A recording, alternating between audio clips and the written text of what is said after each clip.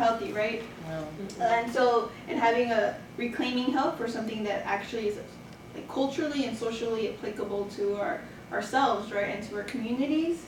And so this is beautiful because, and I'm glad all these answers are up here, because while we were doing our workshop, planning it out, we focused a lot on all the negative the stigmas about what healthy looks like, right? When you open up a women's health magazine, it's all really trim women like running on the beach, like you said, and none of us we felt like we looked like that or grew up with that image also. And another thing about like reclaiming health and connecting to food, you know, I work with students in a farm, and eating and cooking together is always like a key skill or technique to develop with youth in order for them to start relating better with food.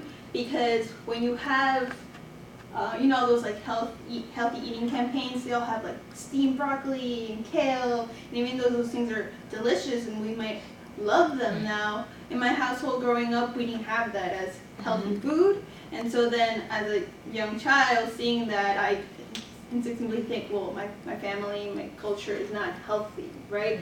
But now looking back on it, it's like, no, my mom was trying as much as she could. She was trying to give me all the nourishment that she could, right? Eating the plantains, you know, people from the potato, like I'm from Ecuador, right? The Andes, like we are people from the land, and we need to start thinking about ourselves like that.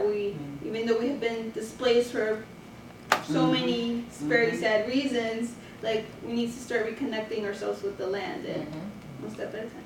And I think that's universal too. I don't think that that's like necessarily something, because everyone is indigenous in some way, shape, or form. Some folks got removed from their indigenousness. Sorry, I was going to make that word fancier than it needed to be.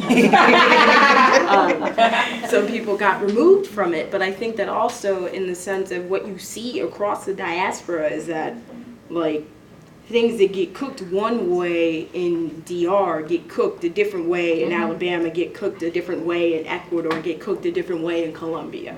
Because especially in terms of the slave trade, this whole side of the world has been touched by blackness and what that means, and what that means in terms of what we put in our bodies. So I think that that was something that we thought about just in the sense of like as a collective that's for women of color, and understanding what that means, but then also understanding what that plays into in terms of how people identify and how that plays into what they consume and how they prepare it.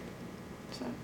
And also as transnational feminists, like we understand how much like state repression and these borders are borders in our minds, and the ways that we can connect with one another, and trauma transcends those things. It transcends all the reasons and logical things that we think we should do this and we should do that, and we have to understand those things together. It's like when you